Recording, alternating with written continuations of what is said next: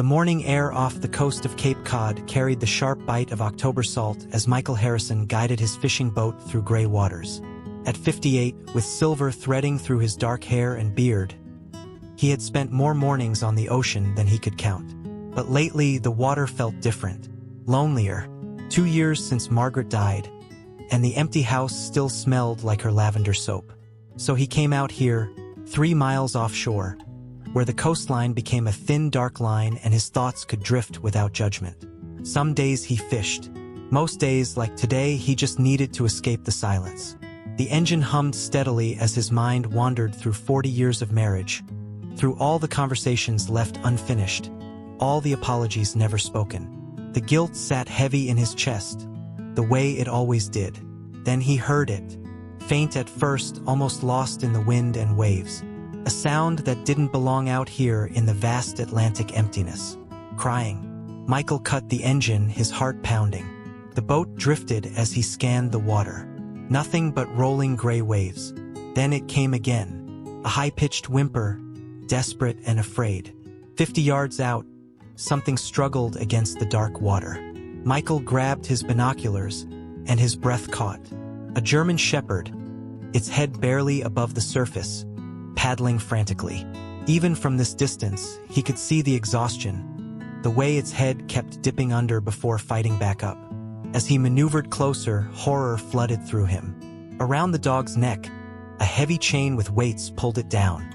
Someone had done this deliberately.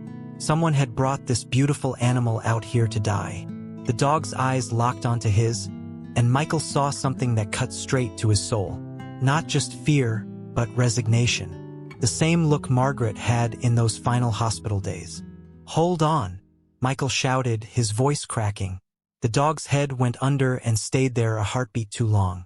Its exhausted body was surrendering to the depths, and Michael Harrison made a choice that would change everything. Michael didn't think. He grabbed the emergency life ring and threw it with all his strength, but the dog was too weak to reach it. Time slowed as he watched the animal sink lower, and something inside him cracked open. All the numbness he had carried for 2 years shattered like ice in spring. He couldn't save Margaret. He couldn't bring back the time he had wasted or speak the words left unsaid. But this, right here, he could do something about. Michael swung his leg over the side. The October water hit him like a fist, cold enough to stop his heart. But he pushed off from the boat. His fingers found the collar, felt the heavy chain, and fury gave him strength he didn't know he had. The swim back felt like miles. The cold sapped his strength. The dog's weight pulled them both down, but Michael held on. He thought of Margaret, of all the times he should have fought harder. Not this time. Not again. His hand found the ladder. With determination born of desperation, he hauled them both onto the deck. They collapsed together, gasping, shaking, alive. Michael worked the collar free with trembling fingers. 20 pounds of rusted chain. Someone had wanted to make absolutely sure this dog would sink and never be found. He threw it into the ocean with a roar of rage. Below deck, he wrapped the shivering animal in blankets and rubbed vigorously, trying to bring warmth back into its body. The dog's eyes fluttered open, and for the first time, Michael saw something besides fear. Maybe confusion. Maybe the faintest glimmer of hope. "You're safe now," he whispered, his own tears falling. "I don't know what happened to you, but you're safe." As he continued warming the dog, Michael felt something he hadn't felt in 2 years. Purpose. For the first time since the funeral, peace began taking root in his chest. But as the dog shifted against him, Michael noticed. The drive back to shore took 30 minutes, but it felt like hours. Michael kept one hand on the wheel and the other on the dog, feeling for the steady rise and fall of breathing. The animal was alive, but barely. Its body temperature was dangerously low, and every few minutes, violent tremors shook through it. Michael's mind raced as the coastline grew closer. He needed to get the dog to Dr. Rebecca Chen's veterinary clinic immediately, but more than that, he needed answers. Who could do something like this, and why? The scars told a story Michael didn't want to imagine. Burns, cuts, signs of systematic abuse that must have gone on for months, maybe years. This wasn't just someone dumping an unwanted pet. This was deliberate cruelty, calculated and cruel. As he tied up at the marina, his friend Tom Bradley appeared on the dock, coffee mug in hand. Tom's weathered face creased with concern when he saw Michael's soaked clothes and the bundle in his arms. "Jesus, Mike, what happened? You fall in." "Call Rebecca," Michael said, his voice tight. "Tell her I'm coming in hot with an emergency." Tom's eyes widened when he saw the dog. "Is that? Someone tried to drown it 3 miles offshore, chained it and threw it in." Michael's jaw clenched. "Call the sheriff too. David needs to see this." 10 minutes later, Michael burst through the doors of Cape Cod Animal Hospital. Dr. Rebecca Chun, a sharp-eyed woman in her early 40s, was already waiting with a gurney. She took one look at the dog and her professional calm cracked for just a moment. "Examination room 2. Now." Michael laid the dog down gently as Rebecca's hands moved with practiced efficiency. Stethoscope, thermometer, checking vitals with quick precision. Her face grew darker with each discovery. Body temperature is 85 degrees. Severe hypothermia. Signs of drowning, but the lungs sound clear. He fought hard. She paused, her fingers tracing the scars. "Michael, these injuries. Some of them are weeks old. Burns, lacerations. This animal has been systematically abused. Can you save him?" Rebecca met his eyes. "I'll do everything I can. But Michael, even if his body survives this, the psychological trauma." She shook her head. "Dogs remember. They carry it with them." The door opened, and Sheriff David Walsh walked in, his tall frame filling the doorway. David had been Michael's friend since high school, and right now, his usually calm face was hard with anger. The words hung in the air like a thunderclap. Michael felt his chest tighten as the implications crashed over him. This wasn't just any dog. This was a police dog, an animal that had served, protected, risked its life for others. And someone had repaid that service with torture and attempted murder. "Are you sure?" Michael's voice was barely a whisper. David was already on his phone, pulling up databases, making calls. His face grew darker with each passing second. "I need to run this registration number. If this dog was part of a department, there will be records. Adoption papers, transfer documents, everything." Rebecca continued her examination, but Michael could see her hands shaking slightly.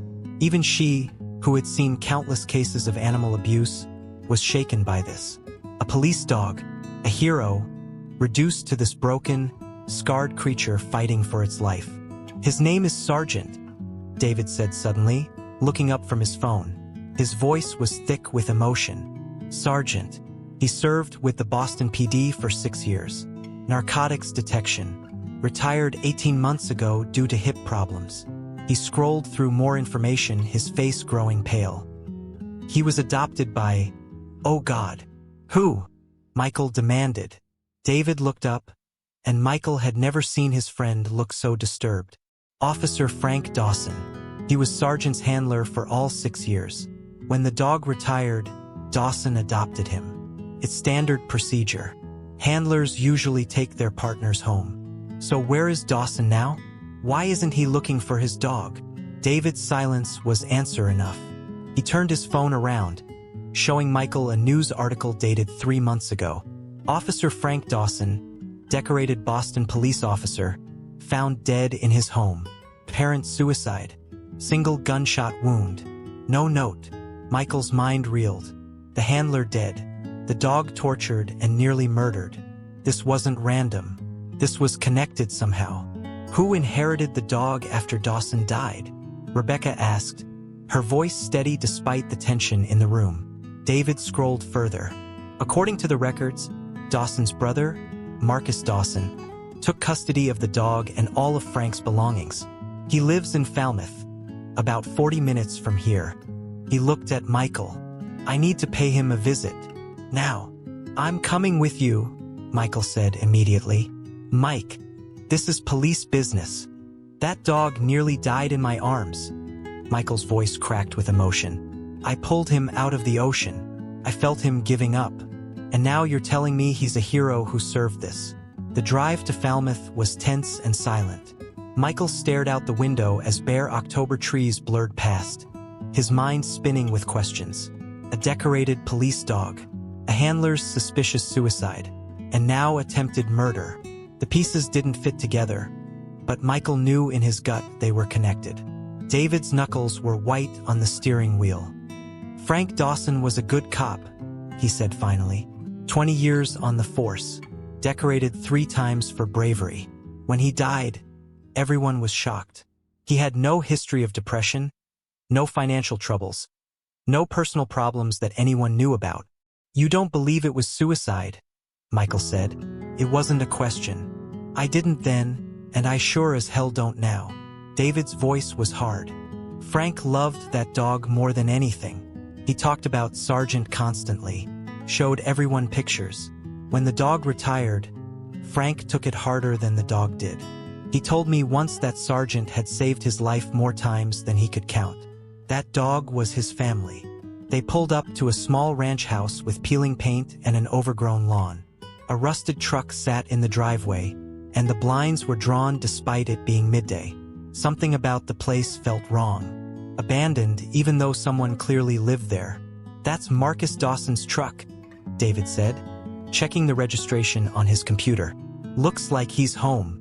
He turned to Michael. "Remember, you stay here. If things go sideways." "I know. Call for backup and don't be a hero." Michael had heard this speech before during their fishing trips when David's cop instincts kicked in. David approached the front door and knocked. Once, twice, no answer. He knocked again, louder this time, identifying himself as sheriff. Still nothing. Michael watched from the truck, every muscle tense. Something was wrong. He could feel it in his bones. The same instinct that had kept him alive during 40 years on unpredictable waters. Then he saw it. Through the side window of the house, a shadow moved. Someone was inside watching them. David saw it too. His hand moved to his weapon. "Marcus Dawson, this is Sheriff Walsh. I need to speak with you about your brother's dog. Open the door, please." The silence stretched on. Then, slowly, the front door cracked open. A man stood there, mid-40s, unshaven, with hollow eyes that looked like they hadn't seen sleep in weeks. He wore a stained t-shirt and jeans, and his hands shook slightly as he gripped the doorframe. "What do you want?" Marcus Dawson's voice. The words hung in the air like a confession waiting to break free. Michael couldn't stay in the truck anymore. He stepped out quietly, moving closer but staying behind David. He needed to hear this, needed to understand what had driven someone to such cruelty. Marcus Dawson looked like a man coming apart at the seams. His eyes were wild now, darting between David and Michael, seeing but not seeing. "Frank didn't kill himself," he said, his voice breaking. "Everyone thinks he did, but he didn't.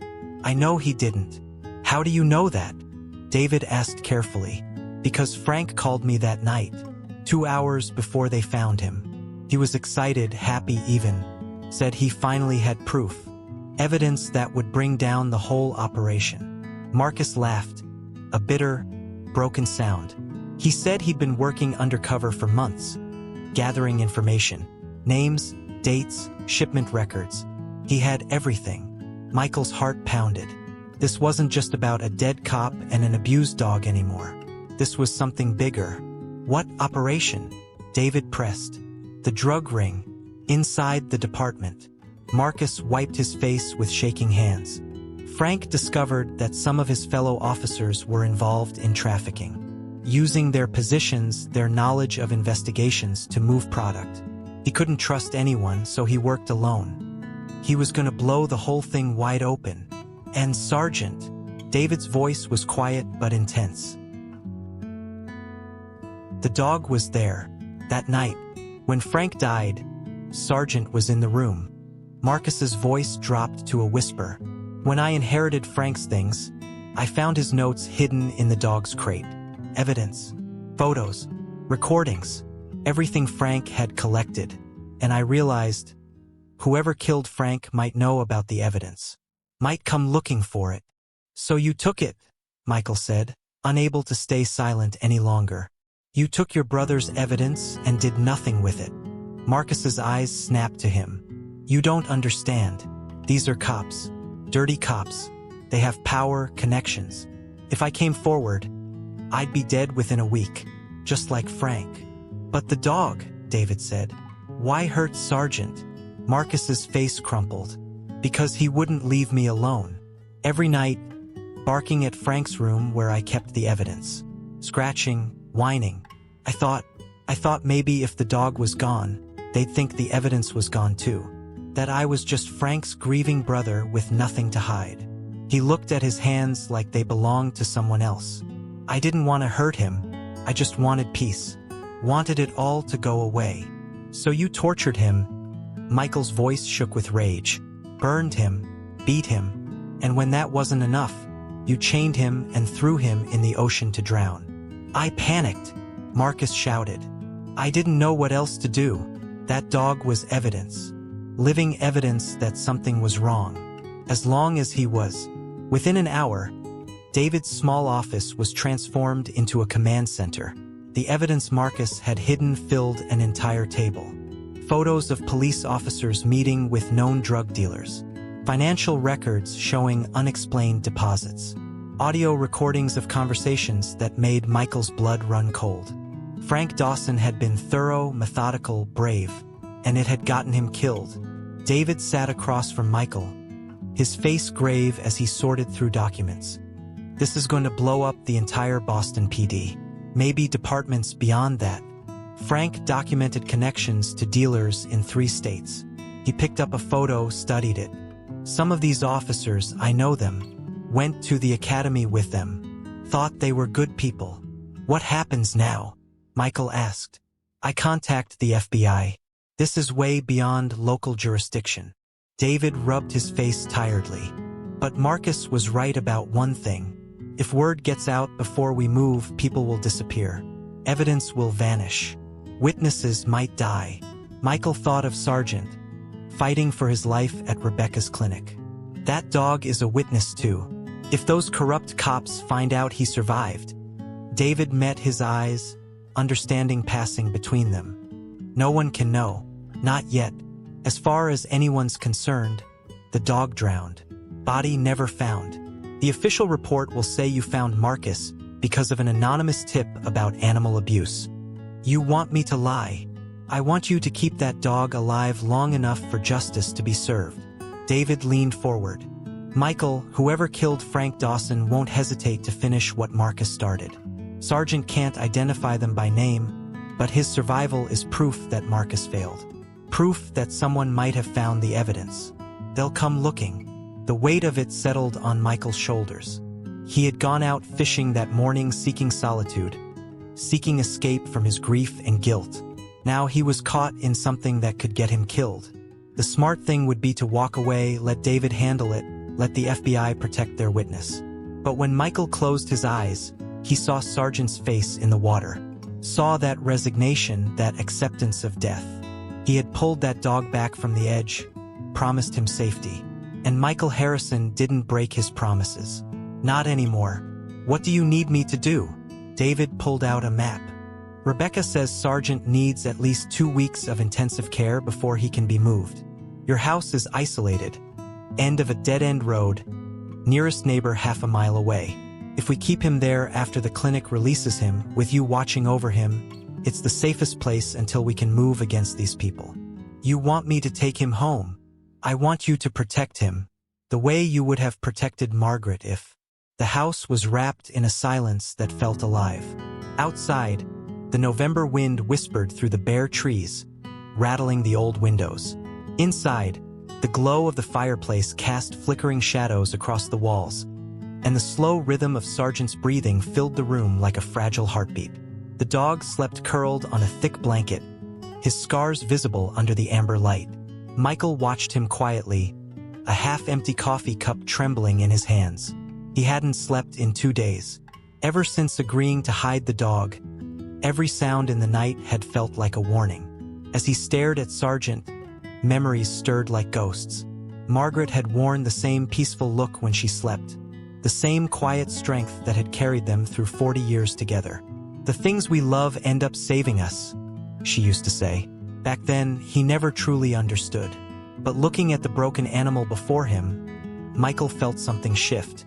Maybe she had been right all along. The dog wasn't just a survivor. He was a bridge between a dead man, a buried truth, and the fragile redemption Michael didn't even know he was seeking. Then came the sound, a low engine in the distance, crunching slowly along the gravel road. Michael's heart slammed against his ribs. He stood quickly, killing the lights and grabbing the rifle from behind the door. Through the frost-glazed window, 2 headlights sliced through the darkness before going out. Someone had stopped outside. For a long moment, there was only silence. Then a faint click, the unmistakable sound of a car door closing. Michael's pulse quickened. He crouched near the window, eyes fixed on the treeline. The wind howled again, carrying the smell of salt from the ocean and the metallic taste of danger. Whoever was out there wasn't lost. They had come for something. Michael thought of calling David, but stopped. If this was one of the corrupt officers, every call could be traced. He looked down at Sergeant. The dog stirred, his ears twitching, sensing what Michael already knew. Trouble had found them. A beam of light swept across the porch. Footsteps, slow, measured. The floorboards creaked under the weight of whoever stood there. Michael gripped the rifle tighter, the wooden stock cold against his palms. The doorknob rattled once, then again. "Michael?" A voice called from outside, low, steady, familiar. It was Sheriff David Walsh. But something in his tone made Michael's stomach twist. Michael hesitated by the door, the rifle still firm in his grip. The voice outside was David's. Same cadence, same calm tone. But there was something off about it. A hesitation too deliberate, a warmth too forced. Sergeant's ears perked up, a low growl rumbling in his throat. The dog's instincts were keener than his own, and that alone was enough to freeze Michael in place. Slowly, he moved toward the front window and pulled the curtain just an inch. The porch was dark except for a flashlight beam cutting across the boards, glinting off a badge on a jacket. David's badge. But the way the man held himself, shoulders squared, hand hovering near his holster, didn't feel like David at all.